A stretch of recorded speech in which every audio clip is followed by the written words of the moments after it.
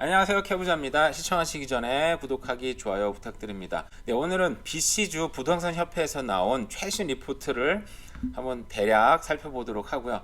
다른 뉴스도 한번 보도록 할게요. 흥미로운 뉴스가 있습니다. 네, 오늘 액티브 리스팅을 한번 볼게요. 지금 여기는 이제 지난 통계하고 약간의 이제 그 예측이 있는데요. 보시면 우리가 많이 살고 있는 로월 메일랜드 같은 경우는 액티브 리스팅이 지금 많이 줄었습니다. 계절적인 요인이 많이 있고요. 부동산이 워낙 침체다 보니까 사람들이 지금 부동산 시장에 더 매물을 안 내놓고 있는 상황에서 그래서 조금 팔린 게 있으니까 액티브 리스팅은 앞으로 굉장히 좀 줄어들 거다라고 예측을 했습니다. 이거 잘 보이시나 모르겠네요. 반짝반짝한 로월 메일랜드인데 우리가 살고 있는 밴쿠버 지역으로 생각하시면 되고요. 다른 지역들은 좀 오르는 지역도 있어요. 뭐 놀스 지역이나 톰슨 오카나가 여기는 내륙 지방이니까 넘어가도록 하겠습니다. 자, 뉴 리스팅 같은 경우는 뉴 리스팅도 좀 줄었어요. 보니까 줄어들 것 같다고 예측을 했습니다. 아무래도 부동산 협회니까 좀 더 최신 자료가 많이 있을 거라고 생각이 들어요. 그래서 뉴 리스팅도 줄었고, 그러니까 신규 등록 리스트 자체가 좀 줄었고, 기존 있는 리스트는 보면 좀 그래도 조금 팔리는 게 있으니까 리스트 자체가 줄었다. 그죠? 그래서 지금 시장은 조금 매물 자체가 준 시장이라고 볼 수 있을 것 같고요.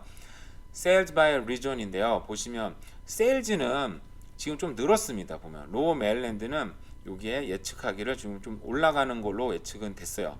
근데 그 외에 다른 지역 좀 떨어지는 것도 있는데 우리는 주로 이제 우리가 살고 있는 로어 메일랜드 중심으로 얘기를 하면은 리스트 자체가 늘지 않았고 세일즈는 좀 늘었고, 그러다 보니까 이게 가격 자체는 보면 침체에서는 떨어지는 거는 지금 평균 가격입니다. 이거는 근데 또 올라간 지역도 있고 내려간 지역 당연히 있겠죠. 그 평균 가격은 좀 떨어지는 거는 좀 하락세는 조금 멈췄다라고 볼 수 있을 것 같아요. 근데 아직은 이제 1월이 막 됐으니까 뭐 어떻게 얘기하기 쉽지 않은 것 같아요. 하우스 프라이스 인덱스는 이거는 여기 이 자체 사이트에서 보는 거라서 가격은 우리 지역을 보는 가격은 좀 더 정확하다고 얘기를 하더라고요. 보시면 로어 메일랜드는 여전히 그래도 좀 하락세가 계속 지속은 되고 있다고 얘기를 하고 있습니다. 이게 좀 헷갈리잖아요. 에버리지 프라이스는 계속 어느 정도 하락은 하고 있는데 하우스 프라이스는 이제 조금 좀 더 떨어지는 것 같다 얘기를 하는 거는 이제 평균 가격하고 실제로 팔린 거랑 이제 좀 이 통계상에 조금 오류가 서로 간에 있는 것 같아요. 그래서 근데 어쨌든 전체적으로 누구나 느끼고 있지만 부동산 침체는 지금 누구나 보고 있고, 가격 하락은 동네에서도 확실히 보이지 않습니까? 요즘에, 그죠? 가격을 분명히 떨어지고 있다라는 거 누구나 알 수 있는 거니까요.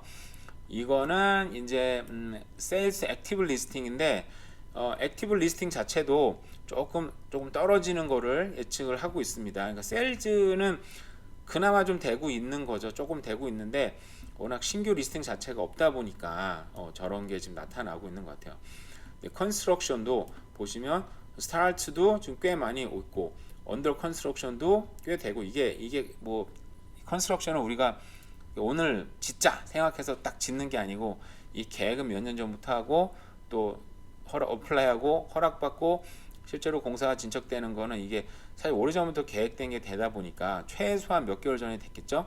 그러니까 이미 부동산 화랑기 때 공사해서 생각한 게 이게 지금 부동산 침체가 왔지만 공사가 계속 시작되고 계속 진행 중이라는 거 알 수가 있습니다. 그러니까 앞으로는 부동산 침체와 신규 분양도 같이 조금 늘 거라는 예측이 될 수 있겠죠. 그죠? 당연히 그러면 또 부동산 하락은 좀 어느 정도 지속이 될 것 같긴 하고요. 렌트 가격 볼게요. 렌트 가격은 여기는 그러니까 전체 지역마다 좀 다릅니다. 밴쿠버 지역, 빅토리아만 주로 나와 있는데요. 보시면 우리 전체적으로는 흐름은 지금 올 여름부터 10월 달까지는 어느 정도 계속 상승을 이어오다가 그 뒤로는 지금 계절적인 요인이나 여러 가지 면에서 좀 더 하락을 하고 있는 부분이 있는 것 같아요. 집값도 하락하고 렌트도 하락하면 당연히 예전에는 이제 렌트가 집값을 어느 정도 굉장히 받쳐주는 국면이 있었었는데 렌트까지 같이 하락하면 집값도 이게 이제 올 봄에 사실상 지금 1월이다 보니까 올 봄이 사실 되게 중요한 것 같기는 한데요. 올 봄에 집값은 어떻게 될지, 렌트비는 이걸 유지를 할지 아니면 좀 더 떨어질지, 아니면은 여름에 봄에 당연히 사람들이 많이 이동하니까 가격이 또 올라갈지 이거 좀 예의주시해서 지금 봐야 될 것 같고요. 자, borrowing cost 이자율은 지금 픽스드 레이트는 사실 좀 조금 떨어지는 것 같습니다. 고점을 이제 최고점을 이미 찍었고 고정금리는 사실 좀 떨어질 거로 예측을 하고 있는데 이제 베리어블은 사실 기준금리를 이제 기준을 하다 보니까 기준금리가 떨어지는 건 아마 대부분 시장에서는 뭐 2023년 말이거나 아니면 2024년 초거나 올해는 거의 그대로 유지될 것 같다 얘기를 많이 하더라고요 보니까. 그래서 베리어블이 픽스드 레이트는 원래 사실 대부분 높게 형성돼 있는데 이제 픽스트로 금리를 받는 게 모기지 레이트를 받는 게 이익인 구간이 올해는 나왔네요. 그죠? 자, 밴쿠버 공시지가가 9% 올랐다고 합니다. 프레이저 밸리는 크게 상승했대요. 저도 보니까 36%나 무려 36%나. 그러니까 올해는 확실하게 부동산 재산세를 확실하게 뜯어가겠다. 네, 이런 의지가 확실히 보이는 것 같아요. 왜냐하면 지금 지방세가 많이 거쳐야 되는데 지방세의 대부분은 부동산에서 많이 나옵니다. 부동산을 사고 파는데 굉장히 많이 거쳤대요. 근데 지금 부동산 거래가 반토막 나고 막 60%까지 떨어졌잖아요. 그러니까 지방세가 지금 많이 떨어졌죠. 그러다 보니까 감정가를 공시지가를 확 올려서 거기서 이제 부동산 세금을 많이 좀 가져가겠다. 이걸로 당연히 좋은 데 쓰려고 하겠죠. 그러다 보니까 이의제기는 저도 우편을 받았어요. 근데 웹사이트로도 확인이 가능합니다. 우리가 저번에 보여드렸던 bcassessment.ca예요. 그죠?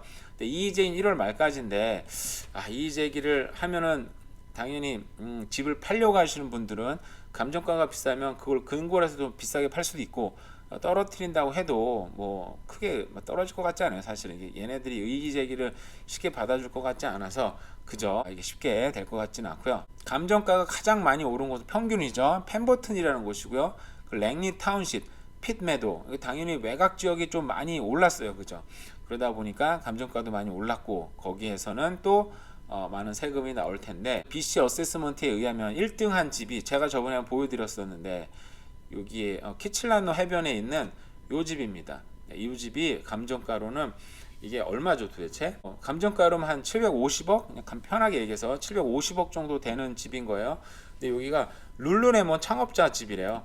제가 이거 지도랑 한번 보여드렸었잖아요. 그래서 이 집이 룰루레몬 창업자구나. 토막 상식으로 그냥 그때 한번 보여드렸었고요. 캐나다 기업 연봉 CEO들은 연봉이 엄청나게 올랐다고 합니다. 2021년이네요. 근데 평균 연봉이 1,400만 달러, 그러니까 140억 정도 되는 거죠. 그러니까 편하게 그냥 환율로 그냥 얘기를 하면은 근로자 임금은 사실 거의 오르지 않았습니다. 그죠? 그 CEO 연금들은 무려 31%나 올랐다고 합니다. CEO는 1시간 만에 딱 출근해서 뭐 물 한 잔 마시거나 커피 한 잔 마시고 잠깐 하는 사이 1시간 동안에 일반 사람들이 버는 연봉을 번다고 합니다. 그러니까 참 이게 뭐라 그럴 수는 있는 건 아니지만 이거 보면 참 현타가 오긴 와요. 그죠? 야, CEO들은 저 정도 돈을 버는구나. CEO란 사람들은 제 주변에는 한 명도 없습니다. 그러니까 주변에 정말 드문 사람들이거든요. 정말 성공한 사람들, 뭐 어떻게 보면 능력이 엄청나게 많은 사람들이라고 볼 수도 있겠죠. 네, 1등 같은 경우에는 여기 보시면 1등은 몬트리올 소재 누베이라는 필립 페이어 이런 회사래요. 근데 1억 4,070만 달러. 그러니까 이거는 1,400억 정도를 번 거잖아요. 근데 2등이 그 라저스 커뮤니케이션인데 우리가 알고 있는 라저스죠. CEO인데 2,730만 달러. 그러니까 이 사람 1등이랑 2등이랑 거의 10배 차이나요. 그러니까 1등은 좀 약간 열애로 둬도 될 것 같고 2등인 사람이 2,730만 달러. 그러니까 저게 얼마인 거죠? 270억. 270억, 280억 정도 된다고 보면 2등이 280억. 대단합니다. 이 정도 우리 자녀들 키우면 어떻게 CEO로 될 수 있게 키우면 좋을 것 같긴 해요. 저번에 말씀드렸던 외국인 주택 구매 제한이 효과가 없을 것. 그래서 제가 얘기를 했잖아요. 이게 굉장히 애매한 정책이고 효과는 거의 없고 오히려 예외 규정을 정확하게 들므로써 지금 부동산 침체가 될 때 부동산을 사게끔 유도하는 것 같다 얘기를 했었는데 전문가들도 이건 경제정책이 아니라 정치적 판단 이거는 효과는 거의 없는데 그래도 연방정부나 정부에서 막 선전할 수 있어요. 야 우리가 이 어떤 집값 오른 거 우리가 잘못은 아니고 누구 잘못도 아니고 외국인들이 제일 많이 사서 저렇게 된 것 같잖아. 그러니까 외국인들 못 사게 막을게. 이러면은 좀 기분이 좋잖아요. 그러게 정부에서 뭔가를 하는 것 같네. 뭐 정치적으로 뭔가 좋은 선택을 하네라고 판단할 수 있잖아요. 그러다 보니까 효과는 거의 없지만 정치적으로 선전할 수 있는, 이거 뭐 좌우를 떠나서 뭐 그렇습니다. 그냥 뭐 그런 거예요. 재정난에 시달리는 소상공인, 이게 12월 말에 나왔던, 마지막 날 12월 30일에 나왔던 기사인데요. 눈에 띄어서 좀 갖고 오긴 했어요. 자, 비즈니스 절반 이상이 정상 매출에 아직 못 미치고 있고요. 인플레이션에 비용 부담이 커졌다고 합니다. 생존이 위협받고 있다. 이런 생존은 저도 개인적으로 엄청나게 위협을 받아 보니까 정말 재정난. 그러니까 이 사람들도, 소상공인들도 이제, 저는 이제 비즈니스 운영하지는 않지만 비슷한 일을 겪어 보니까 이게 당장 이 사람들이 자산이 없는 건 아닐 거예요. 그죠? 대부분은. 근데 당장 있는 어떤 캐시플로우가 돌지가 않으니까 거기서 콱 막혀버리면서 당장의 어떤 개인 파산 위협에 직면하는 경우가 있는 것 같아요. 그래서 지금 비즈니스 하시는 분들은, 특히나 어떤 비즈니스를 자기 돈을 완전 다 넣어서 운영하시는 분들은 또 많지 않잖아요. 그죠? 대부분 비즈니스 할 때도 대출을 받고 또 운영을 하면서도 또 대출을 받아서 운영을 많이 하시더라고요. 보니까. 그러다 보니까 이런 인플레이션 그리고 이자 상승에 굉장히 취약한, 특히 소상공인들이 위협이 많이 받고 있는 것 같아요. 소상공인들한테 또 취업해 계신 분들이 아무래도 직장적으로나 위협을 또 받고 있는 상황인 것 같고, 이런 어려운 상황이 봄이나 여름까지 계속 지속된다고 하니까 정말 참 어떤 대책을 좀 마련해서 살아야 될 것 같은데 걱정이 많이 큽니다.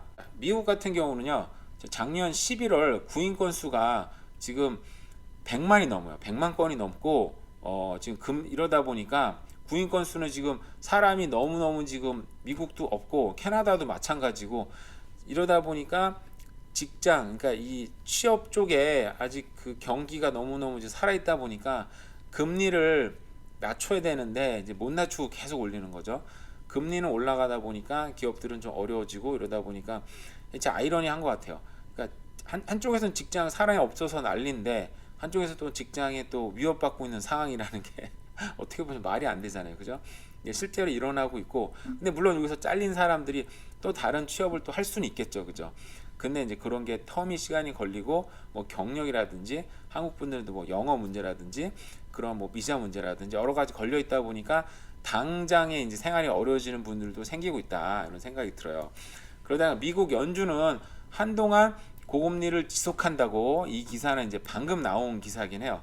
네, 그런 기사들이 또 났습니다. 그래서 앞으로는 계속 이제 이런 어려운 상황이 계속 될 건데, 근데 이 중국 같은 경우는 우리가 경기가 뭐 쉽게 이제 좀 하락하지 않을 거다, 왜냐면 중국이 좀 살아날 것 같다, 이런 얘기 많이 있었잖아요, 사실은. 근데 중국은 요즘에는 이제 코로나 때문에 난리여서 정말 사회가 지금 마비가 되고 있죠. 그러다 보니까 저렇게 주차장에서 화장을 하는 사례로 있다고 하고요. 그리고 시신 안치소에도 시신을 못 넣다 보니까 저렇게 그냥 밖에 그냥 다 꺼내놓은 상태이기도 하고요. 그러니까 이게 동영상도 있더라고요, 보니까. 아마 이 사람들도, 우리는 중국 사람들을 그러면 정신없는 인간들 뭐 얘기할 수는 있는데, 이 사람들도 아마 하다 안 되다 보니까 아마 저런 최악의 선택, 어떻게 보면 그 상황에 살 수 있는 최선의 선택을 아마 하지 않았을까라는 생각이 들어요. 워낙 지금 어쩔 수 없고 시신을 보관할 수가 없다 보니까 저런 선택을 하지 않았을까라는 생각이 들고요. 이거 좀 이 뉴스를 보다 보니까 깜짝 놀란 뉴스라서 그냥 뽑아왔어요.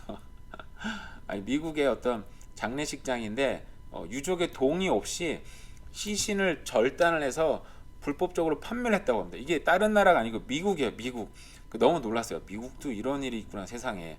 근데 시신을 이렇게 부분 잘라서 이렇게 해부용으로 판매하는 거는 또 합법이라고 합니다. 근데 그게 당연히 가족 동의를 받았어야 되는데 그렇지 않았던 거죠. 그래서 569를 절단해서 팔아서 뭐 15년, 20년 선고를 받았다고 합니다. 너무 충격을 받았어요, 저도. 그래서 이런 것도 또 사람이 죽고 나서도 신경을 또 써야 되는구나 생각이 들더라고요. 네, 이건 뭐 부당 뉴스는 아니지만 한번 얘기를 한번 해봤고요. 네, 오늘도 또 대략적으로 둘러본 부동산 뉴스와 경제 뉴스였습니다. 오늘 하루도 잘 보내시기 바랍니다. 감사합니다.